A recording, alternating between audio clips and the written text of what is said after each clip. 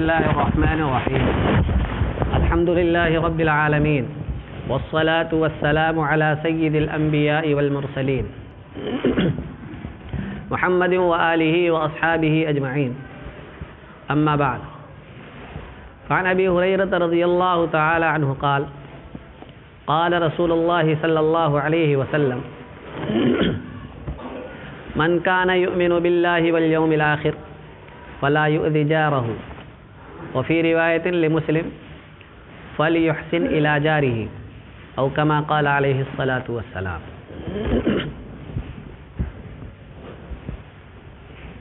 محترم بزرگوں اور دوستو، ابھی آپ حضرات کے سامنے اللہ کے رسول صلی اللہ علیہ وسلم کے مبارک ارشادات میں سے ایک ارشاد مبارک پڑھا گیا ہے۔ اسی حدیث کی روشنی میں انشاءاللہ کچھ باتیں عرض کی جائیں گی، ہو سکتا ہے اللہ کے کسی بندے کو فائدہ پہنچ جائے۔ اس حدیث میں کیا کہا گیا ہے؟ اس حدیث میں ایک بڑی اہم بات بیان کی گئی۔ اس حدیث کو بیان کرنے والے صحابی بہت مشہور صحابی ہیں، حضرت ابو ہریرہ رضی اللہ تعالیٰ۔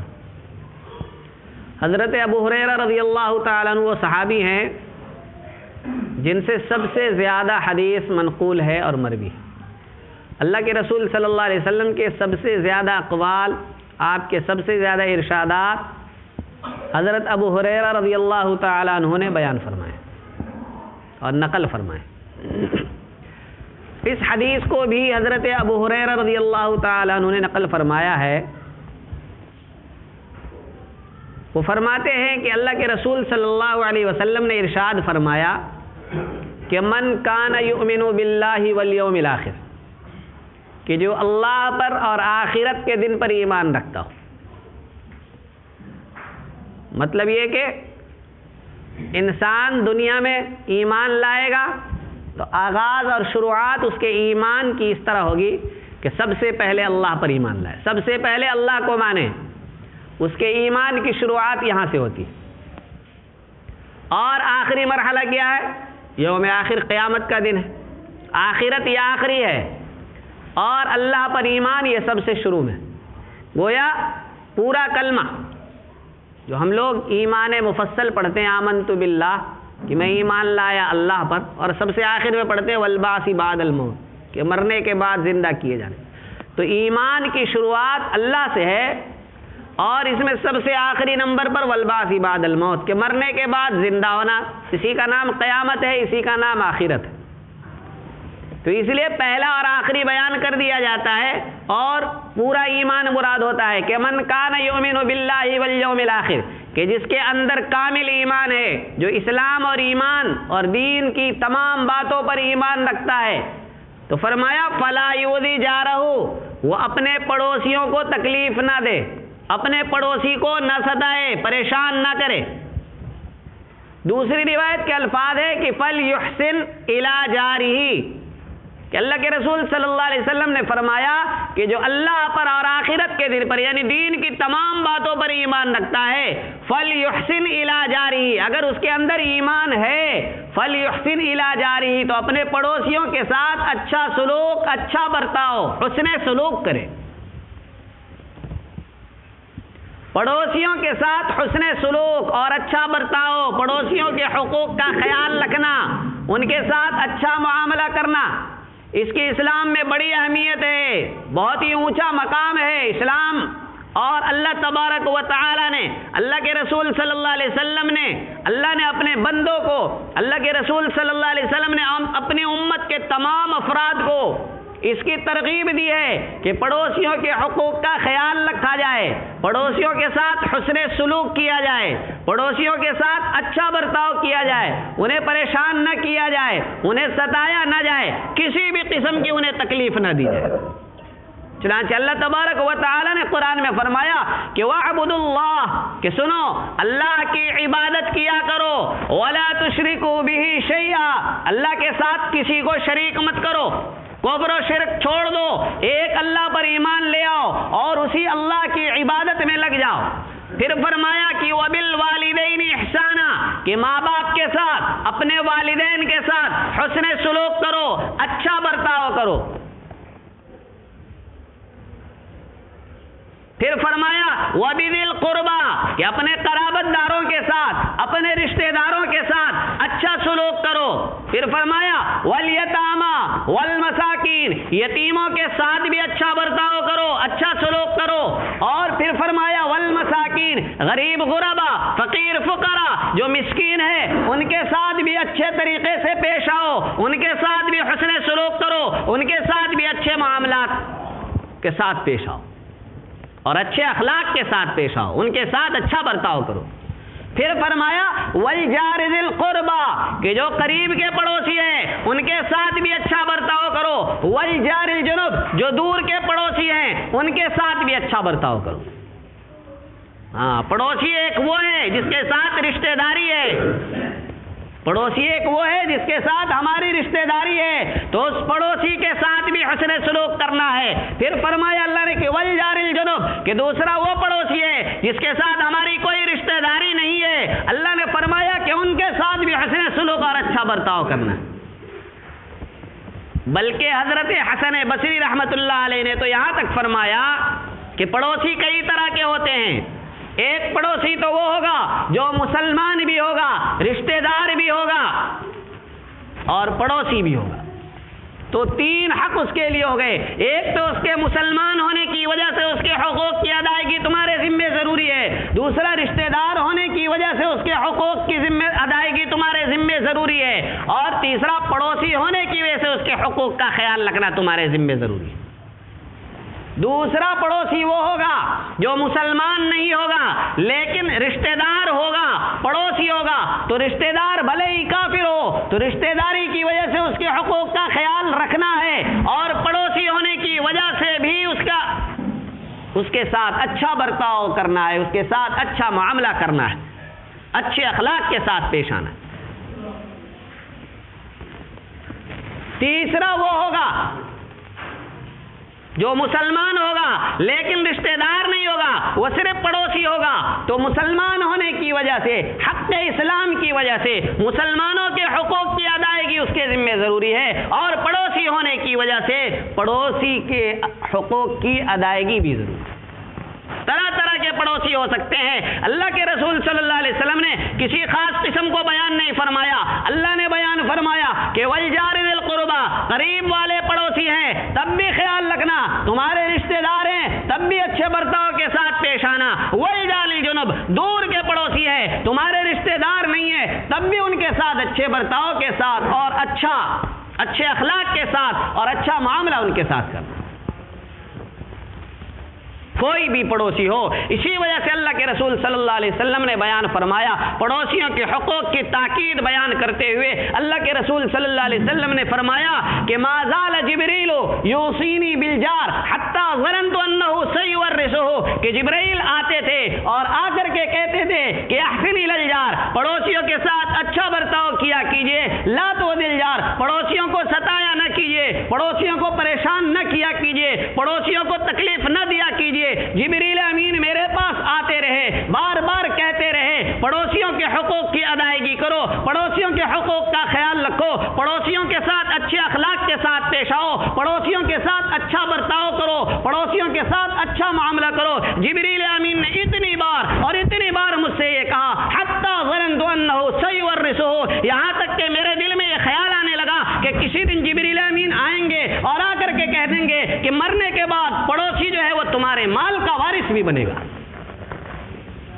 اتنی تاکید جبریل امین نے کیا کر کے، اور جبریل امین خود سے نہیں آیا کرتے تھے بلکہ اللہ تبارک و تعالی بھیجا کرتا تھا، تو جبریل امین کی طرف سے اتنی تاکید اور اتنی بار پڑوسیوں کے حقوق کی ادائیگی کا حکم لے کر آنے کا مطلب ہے کہ اللہ نے حکم دیا کہ جاؤ اور میرے نبی سے بتاؤ کہ پڑوسیوں کے حقوق اتنے زیادہ ہیں۔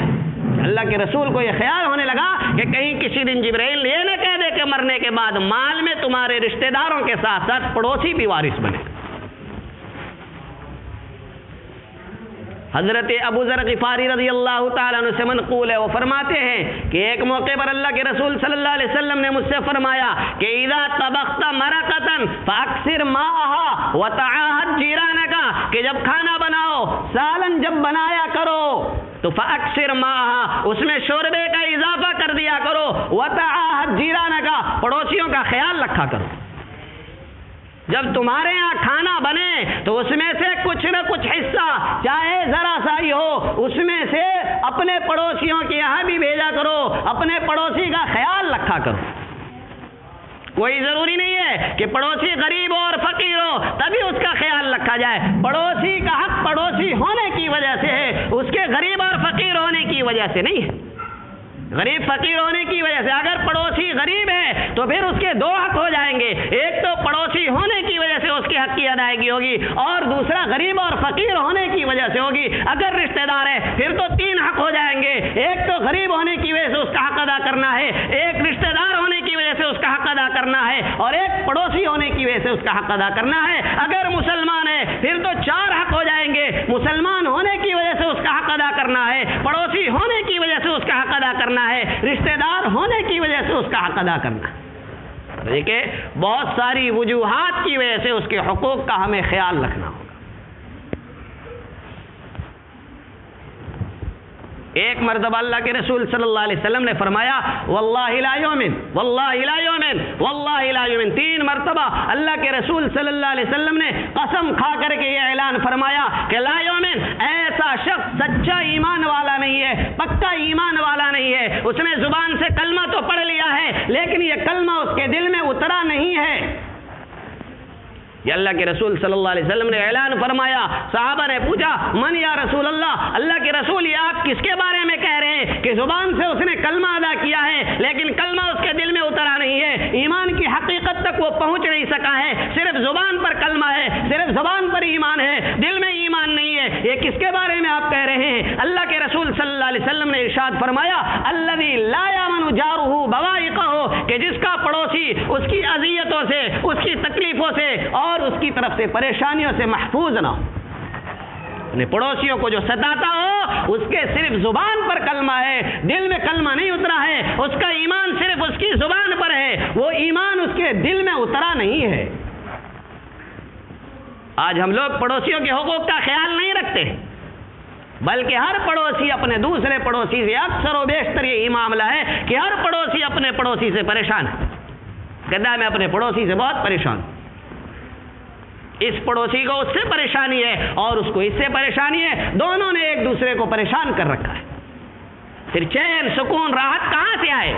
خود ہم نے اپنے ہاتھوں اپنی زندگی کو جہنم بنا لیا ہے، خود ہم نے اپنے ہاتھوں سے اپنے معاشرے کو، اپنی بستی کو، اپنے محلے کو جہنم بنا دیا ہے۔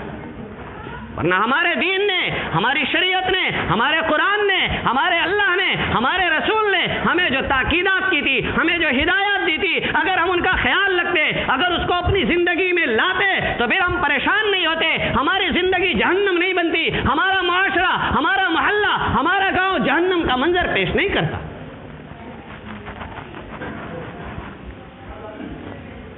ایک واقعہ حدیث میں بیان کیا گیا ہے کہ ایک عورت تھی، اللہ کے رسول صلی اللہ علیہ وسلم کے زمانے میں ایک عورت تھی اور بڑی نمازی تھی، بہت نمازیں پڑھا کرتی تھی، 5 وقت کی نماز تو پڑھائی کرتی تھی، تہجد کی نماز بھی پڑھتی تھی، اشراق کی نماز بھی پڑھتی تھی، چاشت کی نماز بھی پڑھتی تھی، اوابین کی نماز بھی پڑھا کرتی تھی، غرض یہ کہ فرائض تو ادا کرتی، 5 وقت کے فرائض وہ ادا کرتی تھی اور ساتھ میں نوافل بھی خوب کثرت کے ساتھ پڑھا کرتی تھی، نوافل بھی اس سے نہیں چھوٹتے تھے،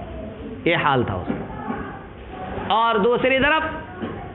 جب روزہ رکھتی تھی تو رمضان کا مہینہ آتا تو پورے رمضان میں ایک روزہ بھی اس سے نہیں چھوٹتا، اور رمضان کا مہینہ جب چلا جاتا تو ہر پیر اور جمعرات کو، ہر سوموار اور جمعرات کو وہ روزہ رکھا کرتی تھی۔ پھر جب ایام 20 اسلامی تاریخ کے 13، 14، 15 یہ 3 تاریخ آتے تو ان 3 دنوں کے روزے بھی رکھا کرتی تھی۔ جب محرم آتا محرم کے روزے رکھتی، جب شعبان آتا شعبان کے روزے رکھتی، یوم عرفہ آتا عرفہ کا روزہ رکھتی، جب شوال کا مہینہ آتا اس کے روزے رکھتی. غرض یہ کہ ساری زندگی اس نے نفل نمازوں کی کثرت سے پابندی کر رکھی ہے, نفل روزوں کی پابندی کثرت سے کر رکھی ہے. اور صدقہ خیرات کا یہ عالم تھا کہ جو اس کے ذمے فرض اور واجب جو چیزیں ہوتی تھی وہ تو ادا کرتی, زکوٰۃ ادا کیا کرتی, صدقہ فطر ادا کیا کرتی, قربانی ادا کیا کرتی, جو واجبات تھے اس کے ذمے وہ سارے صدقے ادا کیا کرتی تھی, اور اپنے مال کو ویسے بھی غریبوں میں, فقیروں میں, مسکینوں میں, حاجت مندوں میں, ضرورت مندوں میں جو بھی آ جاتا ہر ایک پر خوب لٹاتی تھی, خوب خرچ کیا کرتی. یعنی نمازیں بھی کثرت کے ساتھ پڑھ رہی ہے, روزے بھی کثرت کے ساتھ رکھ رہی ہے, اور صدقہ خیرات بھی کثرت کے ساتھ کر رہی ہے, اپنے مال اللہ کے راستے میں خوب لٹا رہی ہے. لیکن ایک پریشانی تھی, ایک خامی تھی, ایک خرابی تھی اس عورت کے اندر کہ زبان کی خراب تھی, زبان دراز تھی, زبان کی تیزی تھی اس کے اندر. تو کبھی کسی کو برا بھلا کہہ دیا, کبھی کسی کو گالی دے دی, کبھی کسی کو کوئی ایسی بات کہہ دی جس کی وجہ سے اس کا دل دکھ گیا, اس کا دل ٹوٹ گیا. تو غرض یہ کہ جس کو جو چاہتی, جو منہ میں آتا وہی بول دیتی, جو زبان پہ آتا وہی بول دیا کرتی تھی. تو اس کے پڑوسی اس کی زبان درازی کی وجہ سے بہت پریشان رہا کرتے تھے. صحابہ نے اس عورت کے بارے میں جا کر کے اللہ کے رسول صلی اللہ علیہ وسلم کو بتایا کہ اللہ کے رسول, ہمارے محلے میں, ہمارے گاؤں میں ایک عورت رہتی ہے اور وہ بہت نماز پڑھا کرتی ہے, بہت روزے رکھا کرتی ہے, بہت صدقہ خیرات کیا کرتی ہے, لیکن پڑوسیوں کو بھی اپنی زبان سے بہت اذیتیں پہنچاتی ہے, بہت تکلیفیں پہنچاتی ہے. اللہ کے رسول صلی اللہ علیہ وسلم نے فرمایا ہی فی النار, یہ جہنم میں جائے گی.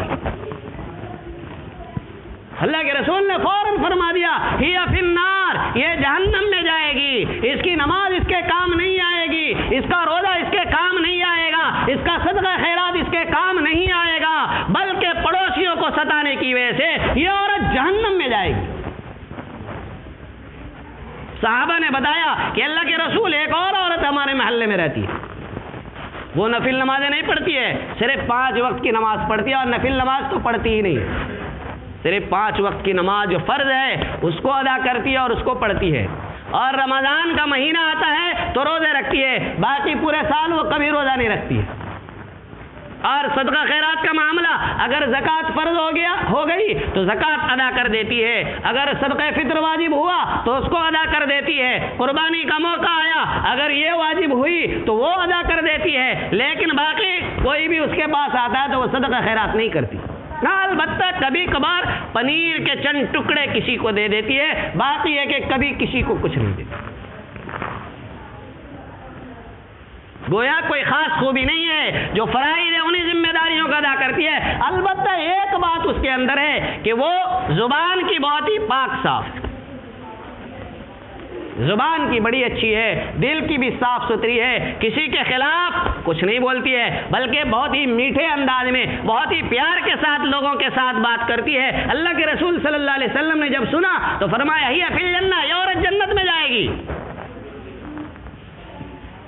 دیکھ لیجئے آج ہم لوگ پڑوسیوں کو ستاتے ہیں, پریشان کرتے ہیں, طرح طرح سے ان کو تکلیفیں پہنچاتے ہیں, لیکن ہمارے دل میں کوئی خیال ہی نہیں آتا. ہم سوچتے ہیں کہ ہم نمازیں پڑھتے ہیں بس مسئلہ حل ہو گیا. تو اسلام صرف فرائض کے ادا کرنے کا نام نہیں ہے, اسلام معاملات کا بھی نام ہے. اسلام اگر فرائض کی اہمیت اور تاکید بیان کرتا ہے تو اسلام معاملات کی بھی تاکید بیان کرتا ہے. ایک آدمی نمازیں پڑھ رہا ہے, روزے رکھ رہا ہے, زکوٰۃ صدقہ خیرات کر رہا ہے, لیکن اگر معاملات اس کے اچھے نہیں ہیں, لوگوں کے ساتھ معاملات اس کے اچھے نہیں ہیں, لوگوں کو ستاتا ہے, پریشان کرتا ہے, اذیت پہنچاتا ہے, ایسا آدمی جنت میں جانا اس کے لیے مشکل اور دشوار ہو جائے گا. لیکن دوسرا آدمی وہ ہے جو بہت زیادہ نمازیں نہیں پڑھتا ہے, لیکن فرائض ادا کرتا ہے, صرف فرائض کی حد تک ہے, اور بہت زیادہ صدقہ خیرات نہیں کرتا ہے, لیکن زکوٰۃ فرض ہو جائے تو اس کو ادا کرتا ہے. بہت زیادہ عبادتیں تو نہیں کرتا ہے, لیکن جو اس کے ذمہ فرض ہے, واجب ہے, اس کی ادائیگی کر دیتا ہے, اور کوئی خوبی نہیں, لیکن کسی کو پریشان نہیں کرتا ہے, معاملات کے اعتبار سے اچھا ہے. فرمایا یہ آدمی جنت میں ضرور جائے گا. تو دین صرف فرائض کا نام نہیں ہے کہ عبادت کر لیا اور لوگوں کو پریشان کرتے رہے, نہیں, بلکہ فرائض کے ساتھ ساتھ, عبادت کے ساتھ ساتھ لوگوں کے ساتھ معاملات بھی اچھے ہونے چاہیے. ورنہ لوگوں کو پریشان کیا ہوگا. کل قیامت میں کیا ہوگا کہ وہ مظلوم پڑوسی جس کو پریشان ہم نے کیا ہوگا کل قیامت میں رب کے سامنے کھڑا ہوگا اور کہے گا کہ اللہ اس ظالم پڑوسی سے مجھے بدلہ دلا. پھر اللہ کیا کرے گا؟ اللہ یہ کرے گا ظالم کو کیا کہے گا کہ اس کا بدلہ ادا کرو. دنیا میں جو تم نے پریشان کیا ہے اس کا بدلہ ادا کرو. وہاں کہاں سے بدلہ دے گا؟ وہاں نیکیاں ہوں گی. پھر کیا ہوگا؟ اس کی نیکیاں لے کر کے اس مظلوم کے حوالے کر دی جائے گی. جو چند نیکیاں ہم کما رہے ہیں ان نیکیوں کو بھی خود اپنے ہاتھوں سے آگ لگا دے رہے ہیں اور برباد کر دے رہے ہیں. اس لیے ضرورت ہے اس بات کی کہ اللہ کے رسول صلی اللہ علیہ وسلم نے جو فرمایا کہ من کان یؤمن باللہ والیوم الاخر فلا یؤذی جارہ یا فلیحسن الی جارہ، کہ اللہ کے رسول نے فرمایا کہ جو سچا اور پکا ایمان والا ہے، واقعتاً اس نے کلمہ پڑھ رکھا ہے، واقعتاً وہ ایمان اور اسلام میں داخل ہوا ہے، سچے دل سے وہ دین اسلام کو اپنا مذہب سمجھتا ہے، اللہ کو اللہ سمجھتا ہے، رسول کو اپنا نبی اور رسول سمجھتا ہے، اس کو یقین ہے کہ میں سچا مسلمان ہوں، میرے زبان پر بھی اسلام ہے، میرے دل میں بھی اسلام ہے، تو پھر چاہیے کہ فلا یؤذی جارہ، اپنے پڑوسی کو ستائے نہیں، پریشان نہ کرے، ولیحسن الی جارہ، اور اپنے پڑوسیوں کے ساتھ اچھا برتاؤ کرو، ان کے ساتھ حسن سلوک کرو. تو اس لیے ہم لوگوں کو اپنے پڑوسیوں کے حقوق کی ادائیگی کا بہت خیال رکھنا چاہیے. اللہ تبارک و تعالی ہم سب کو عمل کی توفیق عطا فرمائے. وآخر دعوانا ان الحمد للہ رب العالمین.